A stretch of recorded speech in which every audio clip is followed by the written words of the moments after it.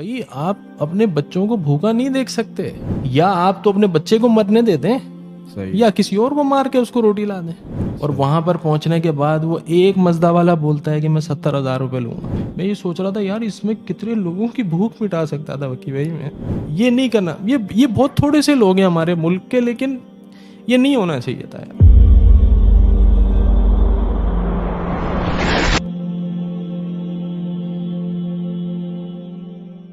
अस्सलामु अलैकुम वरहमतुल्लाहि वबरकातुहू। अगस्त 2022 पाकिस्तान के लिए बहुत ही ख़तरनाक साबित हुआ और सैलाब की जो तबाहकारियाँ थीं उसने पाकिस्तान को हिट किया।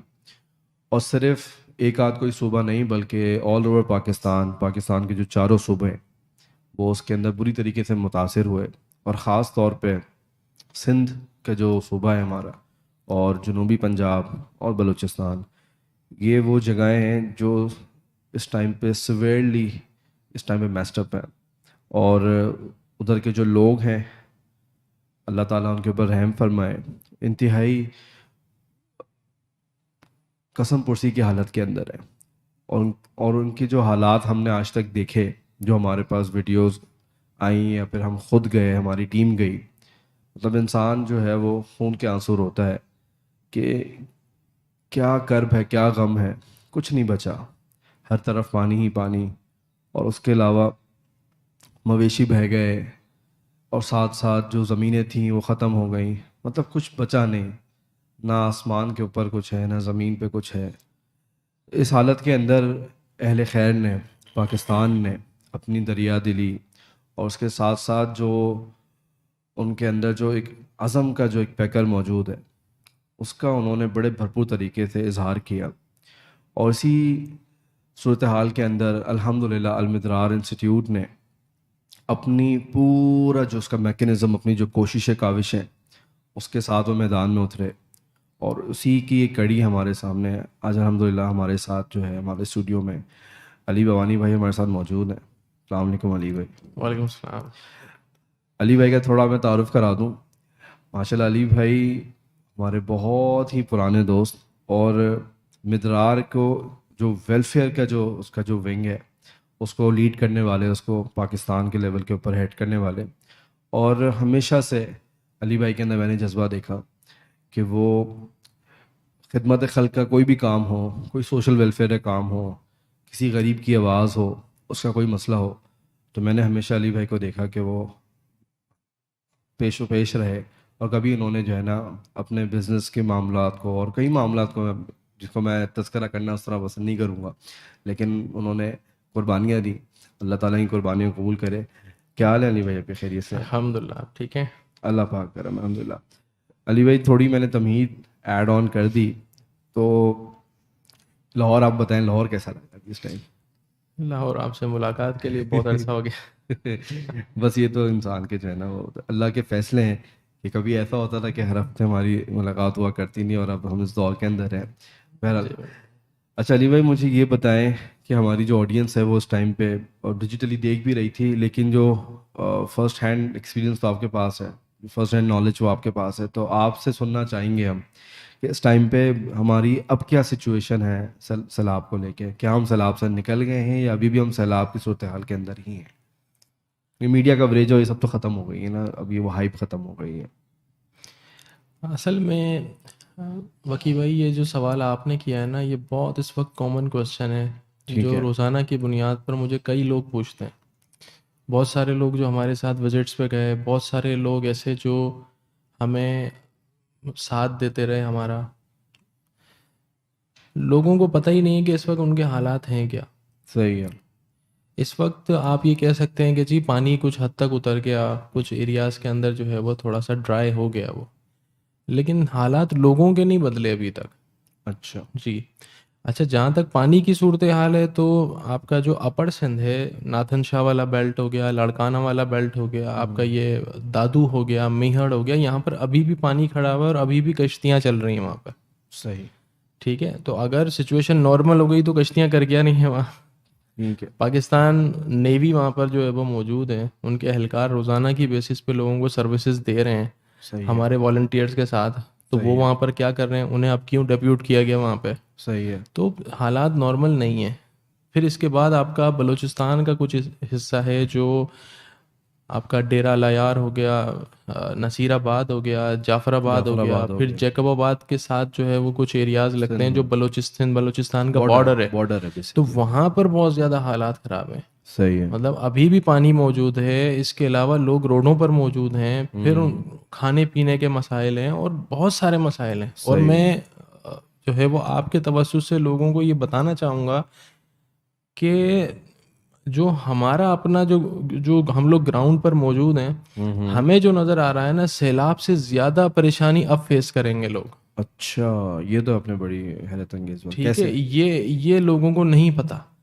देखें, मतलब सबसे सैलाब ने इतना नहीं किया जो अब होगा। जो अब उनके साथ होगा। अच्छा, ठीक है, कैसे? देखें, उसमें सबसे पहली चीज़ तो ये है कि जितनी वेलफेयर ऑर्गेनाइजेशंस हैं या जितने भी गवर्नमेंट के इदारे हैं जो रेस्क्यू ऑपरेशंस करते हैं, ठीक है, उनका काम ये होता है कि जब तक पानी खड़ा हुआ है वो लोगों को जो है वो फैसिलिटेट करेंगे, कोई खाना पहुंचा देगा, कोई पानी पहुंचा देगा, कोई कुछ ना कुछ जो है वो किसी तरीके से उनको रिलीफ मिल रहा होता है। सही है। लेकिन जब पानी उतर जाएगा, सिचुएशन नॉर्मल हो जाएगी, रोड अपनी जगह पर जो है वो सेट हो जाएंगे सारे, उसके बाद लोगों को परेशानी नज़र नहीं आ रही होती। हाँ, ठीक है, अब मुझे ये बताएं, जिन लोगों के घर पानी में बह गए उनको वो कौन अभी रोड पे बैठे हैं, जिनको बाद में गवर्नमेंट जो है वो एम्फसाइज करेगी कि अपने अपने एरियाज में जाएं और रोड रास्तों को खाली करें। सही है। ठीक है, अब जब वो अपने एरियाज के अंदर जाएंगे तो कहाँ जाएंगे? सही घर तो है ही नहीं। सही है। घर बह गया, रोड मौजूद नहीं है, इंफ्रास्ट्रक्चर तबाह हो गया। हम जैसे कंट्रीज के अंदर तो वैसे ही इंफ्रास्ट्रक्चर बनने में जो है वो बहुत सालों लग जाते हैं। बिल्कुल, हमारा तो बेसिक इशू है जी, इंफ्रास्ट्रक्चर का। तो आप मुझे बताएं ना कि वो लोग किधर जाएंगे, अपने एरियाज के अंदर जाके भी करेंगे क्या? सही है। डेवस्टेटिंग। बिल्कुल। तो अभी लोगों को नहीं अंदाजा कि ये जो फ्लड है ये आपके अगले 2-3 साल पाकिस्तान के खा जाएगा। ओए, अच्छा। ये जो 3 करोड़ से ज्यादा आबादी जो इस वक्त परेशान हाल है, सही है। और ये उन लोगों को खुद को नजर आना शुरू हो गया, लोगों को नजर नहीं आ रहा। उन्हें पता है कि अब जब लोगों का रिलीफ कम होना शुरू हो गया, ये रिलीफ कैंपेन्स बहुत सारे इदारों ने ख़त्म कर दी, हम अभी तक कोशिश कर रहे हैं कुछ ना कुछ जितना अल्लाह ने तौफीक दी है, लेकिन अब वो मसाइल मज़ीद बढ़ते चले जा रहे हैं और ये और बढ़ेंगे अब। सही है। इससे फिर डेफिनेटली जो जराइम की जो शरह है वो भी बढ़ेगी। सर बढ़ना शुरू हो गई है। सही है। जिन एरियाज़ के अंदर सिचुएशन कुछ नॉर्मल हुई है वहाँ जराइम की शरह बहुत ज़्यादा बढ़ गई है। अच्छा। आप सिंध के उन एरियाज़ के अंदर आकर देखें, वहाँ पर बहुत ज़्यादा, भाई आप अपने बच्चों को भूखा नहीं देख सकते वकी भाई, आप क्या करेंगे? आप ऐसा ही। मतलब एक टाइम बच्चे से झूठ बोल लेंगे खाने के लिए, दूसरे टाइम बच्चे से झूठ बोल लेंगे, तीसरे टाइम क्या करेंगे? आप चोरी करके ला के देंगे उसको, बिल्कुल सही बात है। या आप तो अपने बच्चे को मरने दे दें सही। या किसी और को मार के उसको रोटी ला दें। सही। एक माँ और बाप का दिल हम जानते हैं क्या होता है। ऐसा ही है। तो जो सिचुएशन आ रही है वो इतनी कोई वो नहीं है, हम बहुत ज़्यादा जो है वो मतलब परेशान कुन सूरत हाल इस वक्त सामने आ रही है। हमें इस पे बहुत ज़्यादा जो है वो एज ए नेशन काम करने की ज़रूरत है। हम इस इशू को मरने नहीं दे सकते। ठीक है। देखिए, हम वो नहीं है ना कि मीडिया की टीआरपी, बस चीज़ ही टीआरपी ख़त्म हो गई जी, हम तो उसकी बेसिस पे नहीं, ये चले। तो हमारी कौम का और उसको मार्केटिंग ट्रेंड्स भी कह रहे होते हैं और सोशल ट्रेंड्स बेसिकली कह रहे होते हैं कि भाई जहाँ पे आप क्या ना वो पूरा लोगों का बहाव जा रहा है, फ्लो जा रहा है, तो हमने उसी के ऊपर बात करनी है। और उसके बाद जैसे ही हम उधर से जो है ना वो फ्लो ख़त्म हुआ और लोगों का जो है ना वो ख़त्म हुआ, अब वहाँ पे अब उसके ऊपर हमने ना डिस्कस करना है। ये तो हमारा एक सोसाइटी का डिलेमा है। ठीक है, नो डाउट हम इसके ऊपर तो हम जो है ना मुत्तफिक हैं, इसके अंदर कोई दो राय नहीं है। लेकिन ये कि अब ये सोसाइटी या हमारा जो माशरा वो तो है, लेकिन अब लोगों का क्या करेंगे? कि लोगों का मसला तो ऐसा नहीं है ना कि जी वो एक दिन के अंदर, लेट्स सपोज अगस्त के अंदर स्टार्ट हुआ, अभी हम अक्टूबर के अंदर खड़े हुए हैं, तो ये 2 महीने के अंदर रहा, उसके बाद फिर मसला तो मसला है ना। जैसे कि मैंने प्रीवियसली जितना मैंने अभी तक स्टडी किया मैं देख सकूँ, भाई एक सबसे पहली जो बेसिक नीड है उनका घर ख़त्म हो गया, नंबर 1 जो मैंने अभी तक देखा। नंबर 2 उनकी मवेशी ख़त्म हो गए।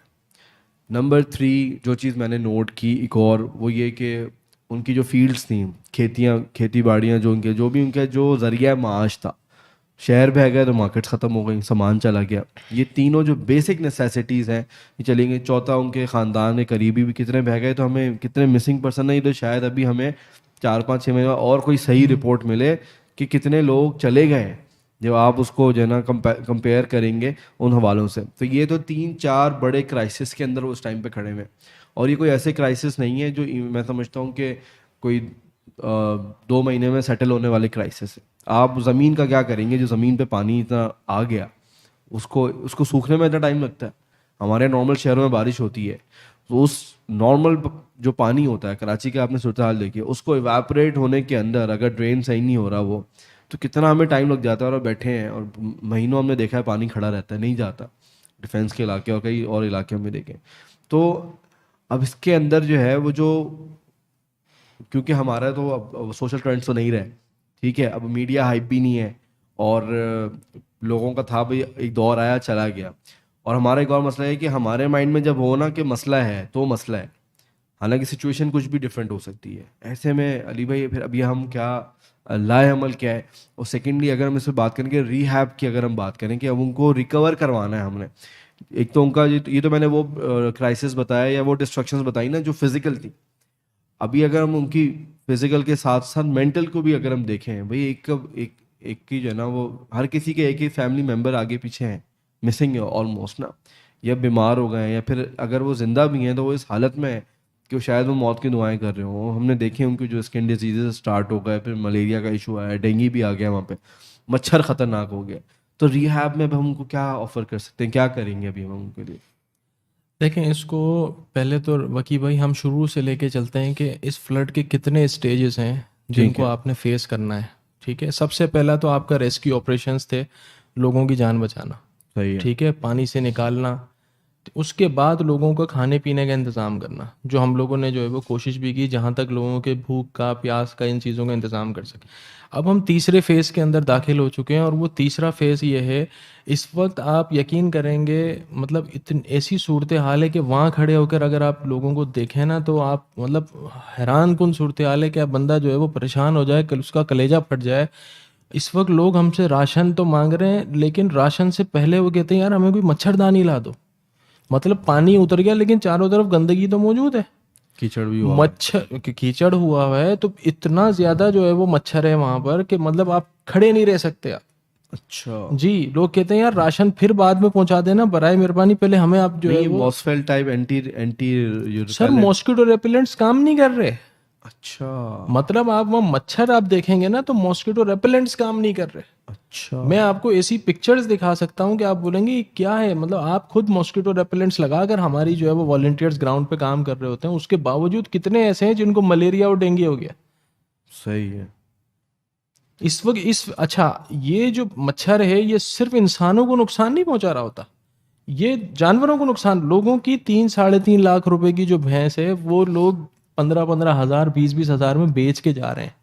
रीजन क्या है? रोड पे खड़ी हुई है, मच्छर काट रहे हैं, मर रहा है जानवर, सही है। उनका मवेशी खत्म हो रहा है, फिर उनके पास खुद खाने के लिए नहीं है, मवेशी को क्या खिलाएंगे वो? सही है।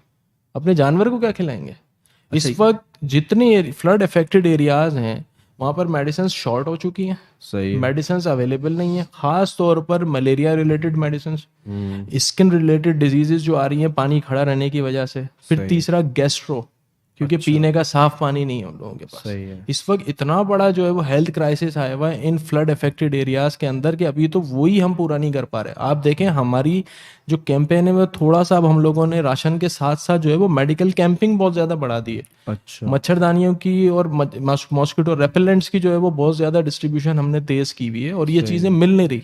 ठीक है। तो उसके ऊपर अब काम चल रहा है। फिर इसके बाद जब आप चौथा स्टेज, अब आप किस चीज के ऊपर आते हैं, फिर चौथा स्टेज आपका आता है रिहैब का। लोगों को अपने घरों तक पहुंचाना है वापस। अब घर मौजूद नहीं है, अब इसके लिए तो बहुत बड़े प्रोजेक्ट के ऊपर काम होना है जो साइलेंटली, जो मीडिया शोर करके नहीं दिखा सकता। सही है।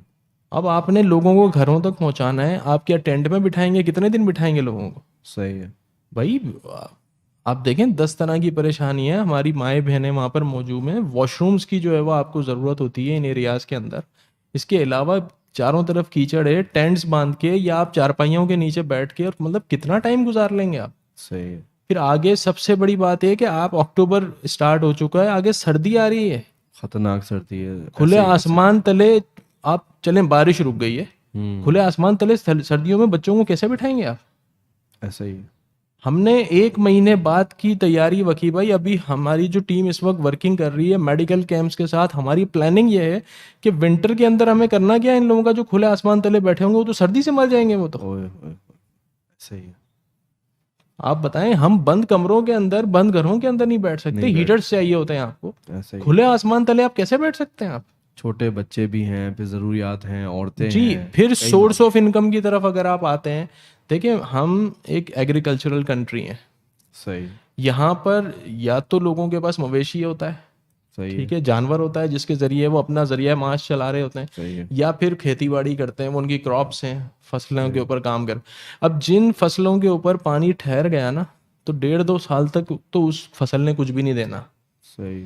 फिर इस फील्ड के अंदर सबसे बड़ी चीज़ जो होती है वकी भाई, वो ये होती है कि जिन लोगों की फसल है वो 1 साल तक उसको क्रेडिट के ऊपर चलाते हैं, अच्छा। उनके पास इतना पैसा नहीं होता, वो खाद भी खरीदेंगे तो क्रेडिट के ऊपर खरीदेंगे, वो सही। जितना भी ट्रैक्टर का जो है वो अगर फेयर पे कर रहे होते हैं, उस वो भी आप रेंट के उस पे क्या नाम है, ये सारा क्रेडिट उसमें के होता ऊपर, वो है सब क्रेडिट कि के ऊपर होता है, जो उनकी फसल के निकलने के ऊपर बेस कर रहा होता है। हाँ, जब वो फसल निकलेगी वो सारा डेट पे करेंगे, उसके बाद जो कुछ बचता है वो उनका जरिया माश होता है। घर लेके जाए। अब मुझे बताएं, जब सब फसल निकलने का टाइम आया है और उस टाइम सारी फसल बह गई, मकरूज भी हो गया अब। मकरूज भी हो गए। अब बहुत सारे लोग जो है वो मुझसे ये सवाल करते हैं कि यार ठीक है यार, ये थोड़ा सा पानी सूखेगा और उसके बाद वो दोबारा फसल लगा लेंगे। सर, दोबारा फसल लगाने के लिए उनको क्रेडिट देगा कौन? हम्म। ये सिर्फ डायरेक्टली नुकसान जो है वो उनका ये हारियों का या जमींदारों का या उनका नुकसान नहीं है जो छोटी मोटी खेती बाड़ी करते थे। सही। जिन ट्रेडर्स से उन्होंने, जिन शहर के ताजिरों से उन्होंने खाद खरीदा हुआ था, जिनसे बीज खरीदा हुआ था, ये सारी चीजें, उनको तो अपना डेट मिला ही नहीं जो इस साल मिलना था। सही वो है। अगला उधार कैसे दे देंगे इनको? सही है। वो अगला उधार देने की पोजीशन में नहीं है क्योंकि उसका तो पिछला ही रिकवर नहीं हुआ। अच्छा, इस फ्लड से अली भाई, आप तो माशाल्लाह इतना माशाल्लाह माइक्रोज में है। आप ज़रा ये बताएं कि जैसे कि आपने कहा ना कि ये सिर्फ ज़मींदार और हारी का मसला नहीं है, वो इंसान जो मतलब केनाल और बड़े बड़े मोहल्लात में अपने घरों के अंदर बैठा है, ठीक है, तो उसके कमरे को कैसे, जो उसका जो बड़ा कंफर्ट जोन वाला जो लेवल है, उसको कैसे ब्रीच करेगा ये अगले 1-2 सालों में ये वाला फ्लड? क्योंकि रिपल इफेक्ट तो आता है ना उसका, आहिस्ता आहिस्ता तो जाएगा ना किसी ना किसी तरीके से। सर देखें, ये तो वही बात हो गई कि आपके पास खाने का नहीं है, ठीक है। ठीक है, और आपके सामने जो है वो कोई ऐसा खाना खा रहा हो कि बंदा बोले कि यार, तो हाँ। मतलब आपकी कैफियत क्या होगी कि आप भूख से मर रहे हैं। ठीक है। ठीक है, आप इसको ऐसे देख लेंगे, अगर रमज़ानों में जब हमने रोज़ा रखा हुआ होता है और आप किसी को उस रोज़े के ड्यूरेशन में जो है वो खाते हुए देखें तो कैसी फील आ रही होती है। जबरदस्त। तो ये तो 10-12 घंटे की भूख होती है ना। ऐसे ही है। सर, जब इतने महीनों की भूख होगी हाँ। तो वो क्या करेगी?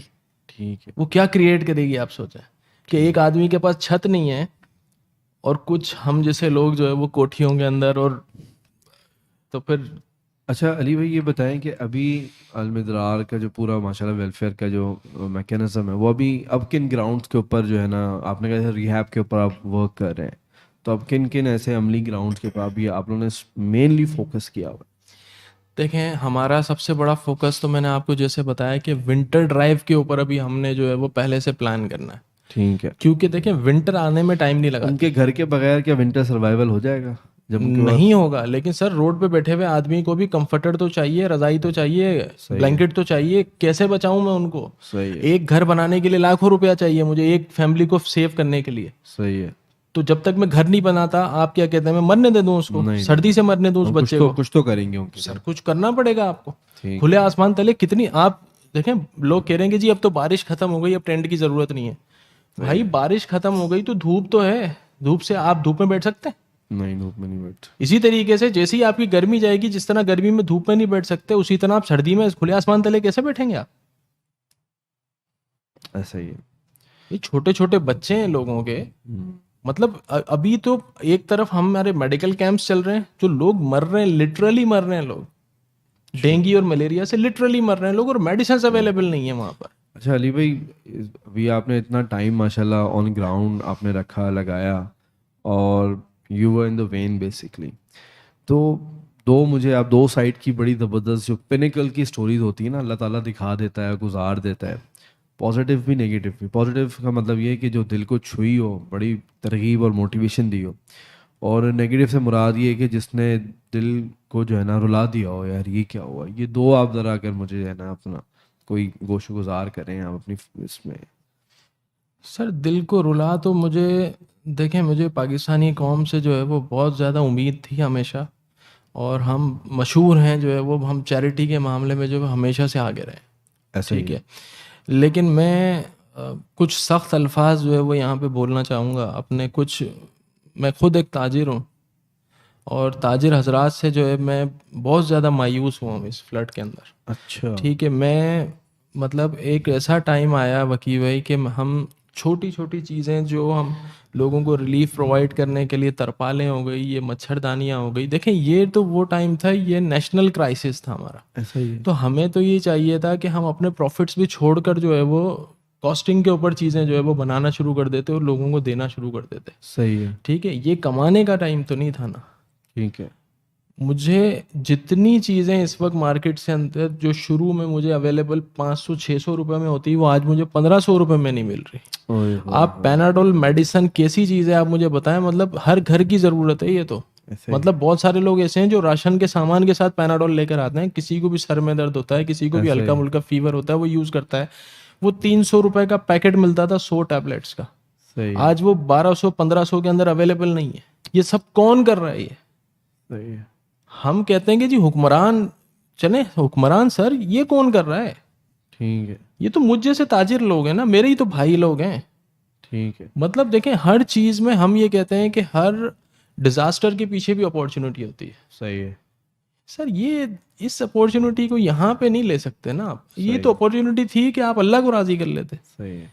इंसानियत के लिए कोई काम कर लेते। आपने इतनी ज्यादा तबाही मचा दी मुल्क के अंदर कि अपने थोड़ा सा मुनाफे के लिए लोगों की आपने लोगों की मजबूरी का सौदा कर दिया। ये जो ट्रांसपोर्टेशन के अंदर भी हमारी, मैंने नोट किया है, अगर कोई जगह पे हम 20,000 में चले जाते थे, 20-25 हज़ार में, तो 60,000 रुपये मांगे उन्होंने हमसे। सर हमने जो लाड़काना के अंदर 15 मजदा अपने भेजे हैं, ठीक है, सही।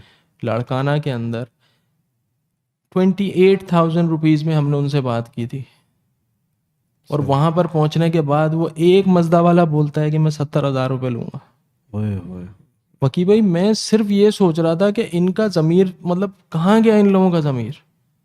सही है। और वो ग्राउंड पर पहुंच के खुद देख रहे थे कि किस हाल में पड़े हुए लोग, पैसे कमा रहे हैं। और हम 70,000 रुपये। मैं सिर्फ उस वक्त ये सोच रहा था कि मैंने जो देखे, हम कोशिश कर रहे होते हैं कि बस किसी भी तरीके से अपना कुछ फंड बचा के लोगों को लगा दें। सही। मुझे इतना अफसोस हुआ जब 15 उन मजदा वालों को मुझे 70,000 रुपये ब्लैकमेल होके पे करने की जो है वो पड़े। मैं ये सोच रहा था यार इसमें कितने लोगों की भूख मिटा सकता था वकी भाई। मैं मुझे आज तक वो खलिश रह गई अपने लोगों से, वो बहुत ज़्यादा मुझे ये नाराज़गी है अपने लोगों से। ये नहीं करना, ये बहुत थोड़े से लोग हैं हमारे मुल्क के, लेकिन ये नहीं होना चाहिए था यार। हमें तो कॉस्ट टू कॉस्ट यार छोड़ देते, क्या हो गया, एक महीना नहीं कमाया नहीं कमाया, सही। ये क्या कर दिया आपने? सही। मेरे लोग थे, मेरे ही लोग थे ये। मैं समझ। अच्छा अली भाई, ये तो आपने वाली और अपना जो साइड थी आपने खोली, और नो डाउट मैं कहता हूँ जो खून के आंसू रुला देने वाली बातें हैं और हकाइक हैं कि हम मिन हैसुल कौम कहाँ पहुँचे। अगर दूसरी साइड पे देखेंगे तो ऐसी कोई पॉजिटिव मिसाल आपके माइंड में जो है ना वो आई हो या देखी हो आपने इस तरीके से कि जो आप दिल पे जो ना नक्श कर गई हो, ऐसी कोई बात आपके माइंड में याद आ गई, किसी लड़के की, किसी टीम की, टीम मेंबर की, किसी फैमिली की?